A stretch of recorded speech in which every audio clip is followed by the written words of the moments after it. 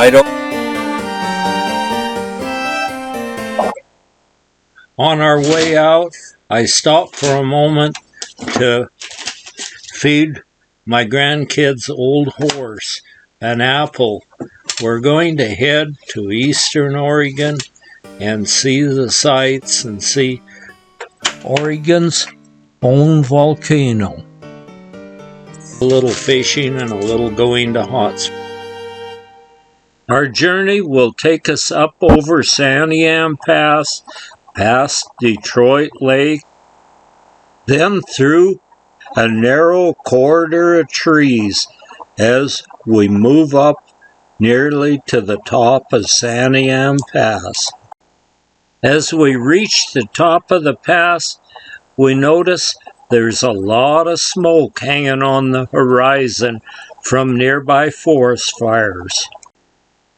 As we reach the top of Santiam Pass and go over the side, then we're into some mixed species trees, but mostly ponderosa pine. As we go closer to Bend, we see there's even more smoke as we move down Highway 22. As we're heading south, we come to Summer Lake and the old Pioneer Schoolhouse that's looking good and still standing. Then through juniper groves and on south.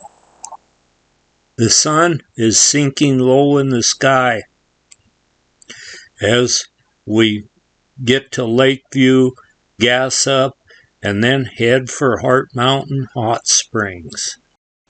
We had plans of taking a dip in the hot springs and then setting up our camp around the hot springs camp, but we found out that that wasn't going to work because Heart Mountain Hot Springs and Hot Springs Camp were closed due to a real bad forest.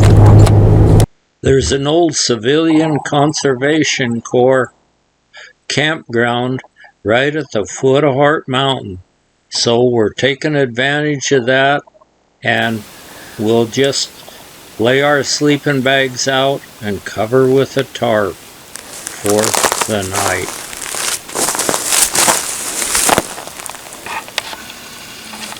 How was your night last night? Oh, it was real nice and clear here.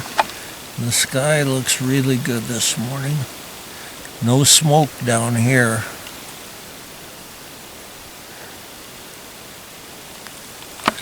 Well, we weren't the only ones in the campground last night. There's even a picnic shelter next to us.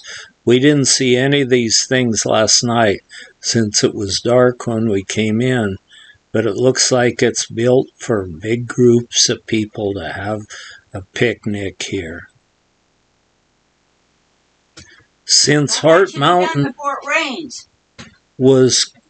Hot Springs was closed, we're going to go to another hot springs we know about at the base of Heart Mountain. So we chart a course for it, and we get down to where we turn off for it and found a few coots paddled around in Heart Lake.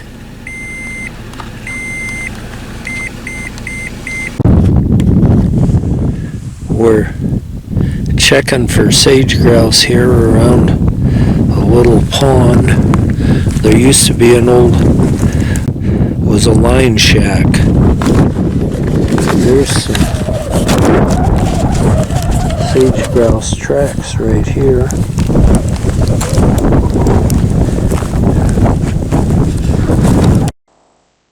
There's a lot of sage grouse tracks all over the place here. They just didn't happen to be there when we were there. Too bad. Even a sage chicken's lost a feather there. And then the tracks are all over here. Looks like a good place to find one. Here's where the old line shack was. It has succumbed to time here, and tumbled to the ground. Little weather boards with the nails are still here. I don't know what this pile of rocks were.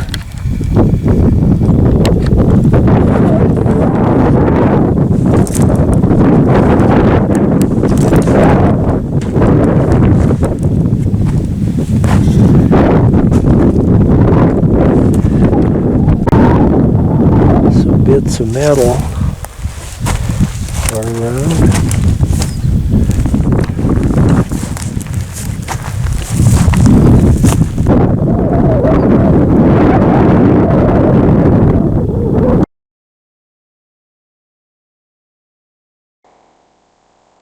Some of the remnants left from the old line shack bleaching out here in the sunshine, and then there's a sort of a dike here for a pond, and they're just badger holes all over it. I don't know how they could have dug so many holes, but you can't hardly walk across here due to the large amount of badger holes. It looks like an old coyote has had him a sage chicken for dinner right here. They're our largest grouse, and they'd be quite a prize for a coyote to catch. I'm going to check some of the petroglyphs out that are just slightly above this water source. They're very old and quite faint. Since this area is quite high altitude, I'm guessing that Stone Age man only stayed here during the summer months, since it would have been unbearably cold and snowy up here. Because this is quite high altitude, it'd be too nasty in the winter, but they probably were up here in the spring, summer, and fall. More of the faded petroglyphs pecked into the rocks by Stone Age man.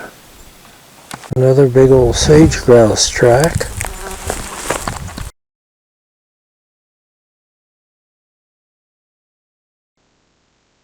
You ever get that feeling you're being watched? I looked up, and here's an old doe antelope and a yearling little buck with her. The way you can tell, sometimes the does have little horns, but the way you can tell them apart is that little black cheek patch, which is very small since he's a very young. That cheek patch on bucks is a musk gland, and when they get bigger it grows quite large, and then they rub this, because there's a gland there, they rub it on the sagebrush and mark their territory. We're heading for Jordan Valley, and on the way there we see a small cattle drive coming up the highway.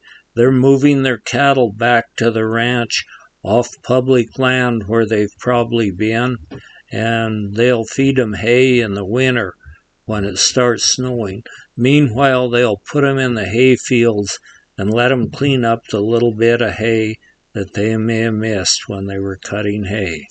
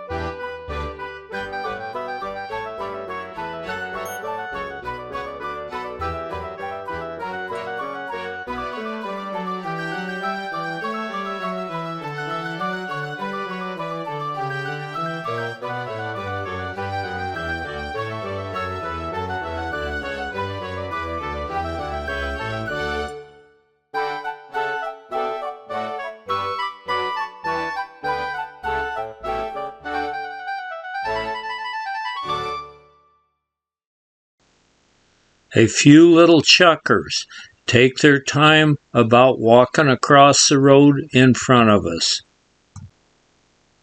They are one of our game birds that are quite a challenge for hunters to hunt, so they're very popular. Past a couple little bulls that are shoving each other around. They're almost done with their fight though, but they sure made a lot of dust. Past some kraals, as you would expect to see in cow country, as we're nearing Jordan Crater. Then up the dusty, rocky road, and we look off, and there it is, the Jordan Crater. That's a wonderful sight to us, something that I really wasn't expecting to see out here. There's a large cinder cone and then a crater that you can actually walk up and peek into. It's a difficult road getting up here, and you can't do it in just any vehicle. The Forest Service has a sign out that says four-wheel drive vehicles recommended. Well, we've braved the rough, dusty roads getting here, so we're here now, and let's go hike up and peek in that crater. The last eruption of the Jordan craters was 1250 BCE. You can see where the molten hot lava ran out for miles out beyond. You can see the dark colored rock out there is all a lava flow from this particular How do you like it? volcano. And it's pretty deep.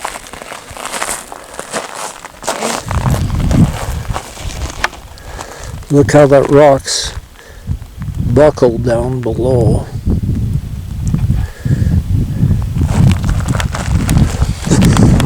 Let's go up and look. It looks as if the lava just ran down here and then possibly curved a little bit right where you see the curve and ran out for miles and miles out into the foreground. It looks like we're not alone here. There's a couple of people with a little girl there, and Marge is looking over and trying to figure out where the lava ran out. Must have been a lot of lava spewed out this. You can see it out there as far as the eye can see. Big flat lava field. And then there's sort of another little crater up ahead up here. Just hundreds of acres of lava out there, and then a big lava cone up here.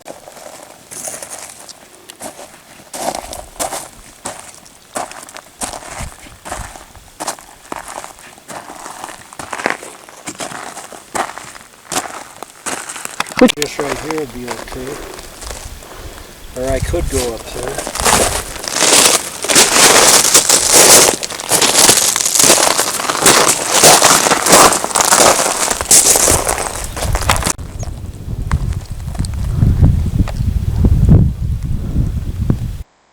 Slightly above the big crater, I see these little craters, and they must have spewed out molten hot lava too. There's at least 3 of them up there. While I'm here, I'm going to look the whole place over. It's a fascinating place, I think. There's even a few bushes coming up in the crater.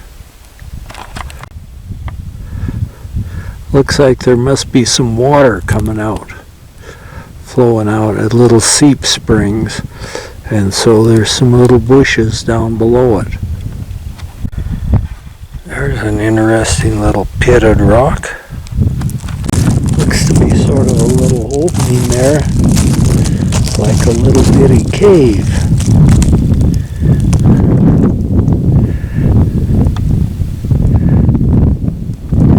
good place for rattlesnakes to den up.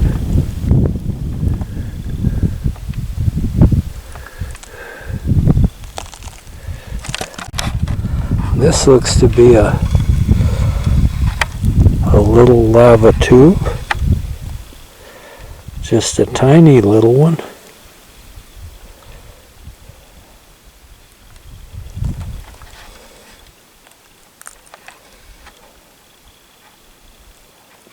Their tiny little lava tube, and you can see where the lava's ran down there, and the outside of it has cooled, and the inside kept running and made little humps. There's an excellent example of that effect right down here. Lava ran through there and made that little hump, and then it poured out over there. There's a pretty good pile of lava piled up here. As we get ready to leave in the vehicle, we look over and we can still see more fascinating rock shapes from this violent eruption. As we head down the road a little bit, we can see the beautiful sunflowers are in bloom, waving gently in a gentle desert breeze as an insect is trying to pollinize them. It's getting late in the day, but we still have time to catch our dinner. We're down on the Owyhee River and getting ready to throw our hooks in and see if we can catch us a nice bass.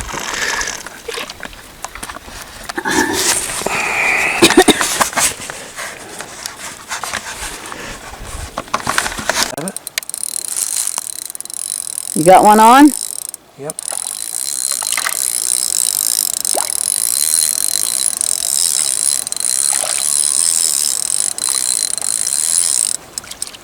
There you go.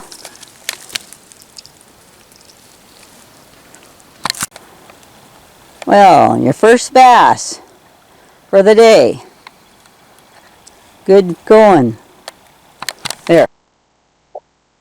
Marge has got her bobber out there now, finally, just waiting for it to go under. She loves to fish with a bobber because it's so exciting to see him start taking off and go under. But that time it was just her pulling it in. The Owyhee River is so calm and the reflections are so great and it's so quiet out here. It's a really super nice place to go fishing, to just sit back and relax a little while you're waiting for a bass to bite.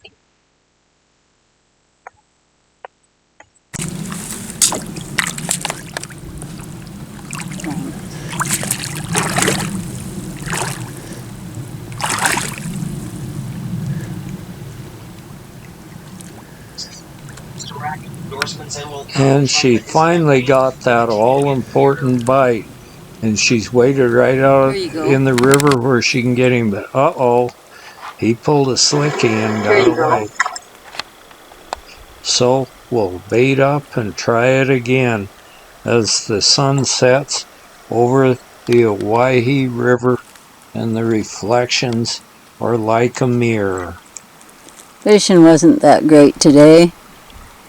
We got a late start.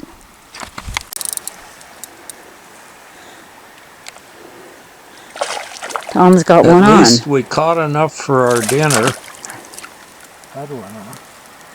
I guess he lost it. Well, he had one on. Looks like the old badger, while we were gone yesterday, the old badger made himself at home and ripped open our garbage bag. The windsock's hanging pretty limp this morning.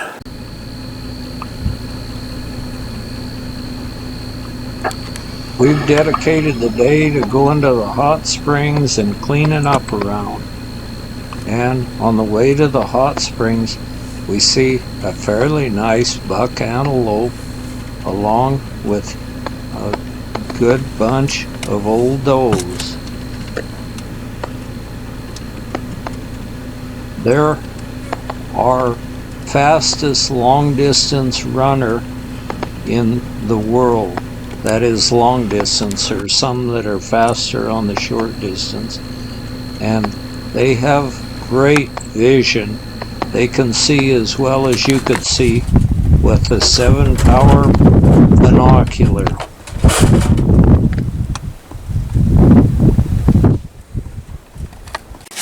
That's probably plenty of cornmeal. And I'm Let's see what you're spraying it with. Turn it was just some butter-flavored cooking spray. Okay. And then I'm going to get an egg. I'll get an egg out of it. And I'll put it in here. And I'll just... There's a garbage can under there. And I'll get a fork out of here. Here's our fish.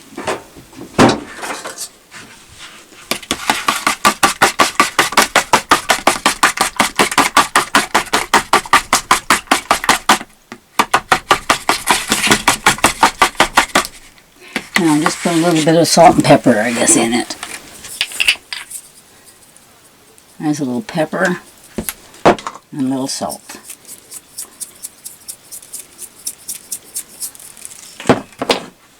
Now just mix it in that, and then I'll get the fish.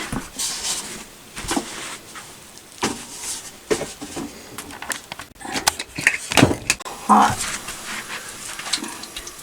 Skillet's already about hot? Yes, it is.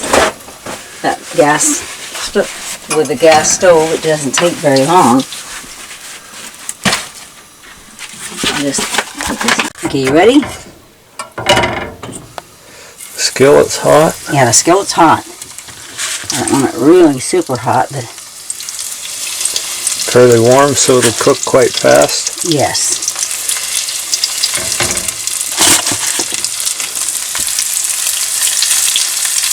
Okay. It's sizzling and popping a little bit there.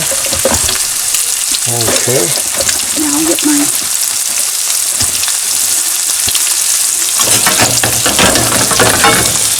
Oops. And I've got the corn already cooked. Right Let's here. see how it looks. Here's the corn. Here's the corn. It's already steamed. Thing sounds like it's getting ready to blow up. Here, just back up. You're too close. Let me get this out.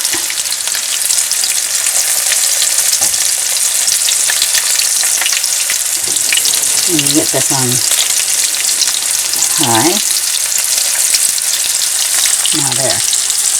Here, let's get this together. I'll clean this off while I do that. The salad on.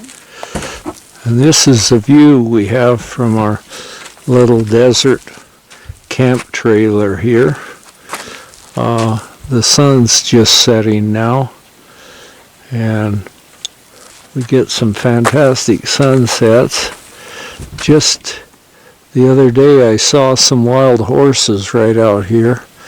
I don't know where they are now. They wander around a lot. The fish is ready to turn. Nice golden brown.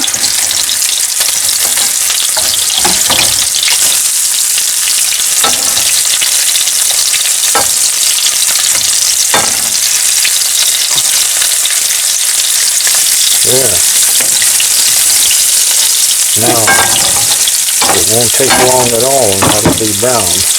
And I'll get the corn on. Let me get something to put the corn in. Just a second. Oops.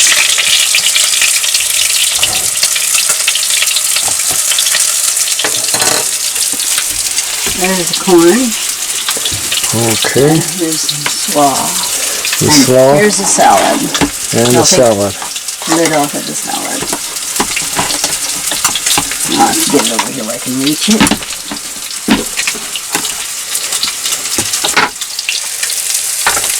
The fish looks to me like There's it's the about salad. done. And I'll get the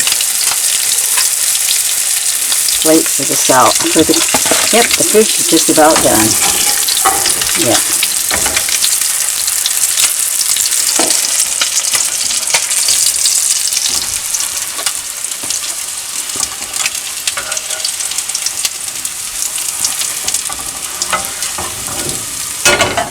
Shut this off.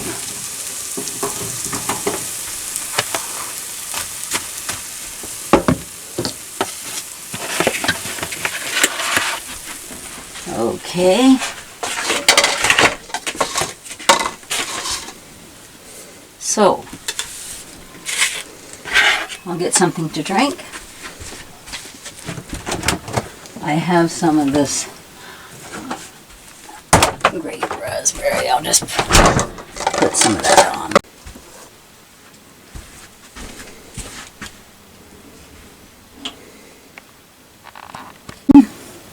Now I'll just take a couple of these. And I'll get you a couple. Now I'll put this.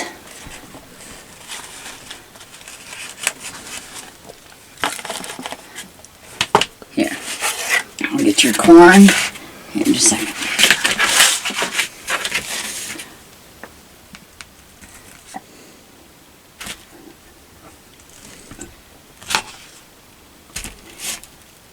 Here's some cottage cheese.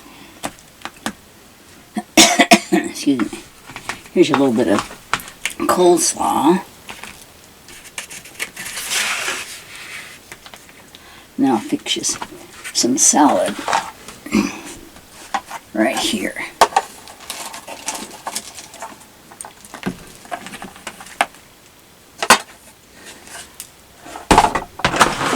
And here's your plate. Oh, thank you. And I'll finish fixing me a plate. There's my plate. What did I do with, there's a fork. Oh, and here's some butter for your corn. Here, I haven't put my corn on yet. There. See how the fish is going to be. Okay, I think I'll just take this one corn and here we go. I'll put a little lemon on it.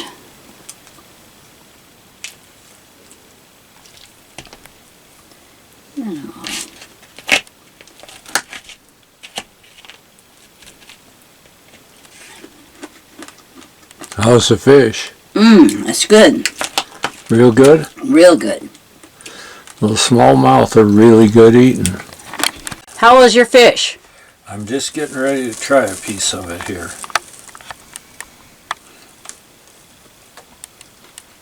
And how is it? It's just really good. Some of the best fish I've ever eaten.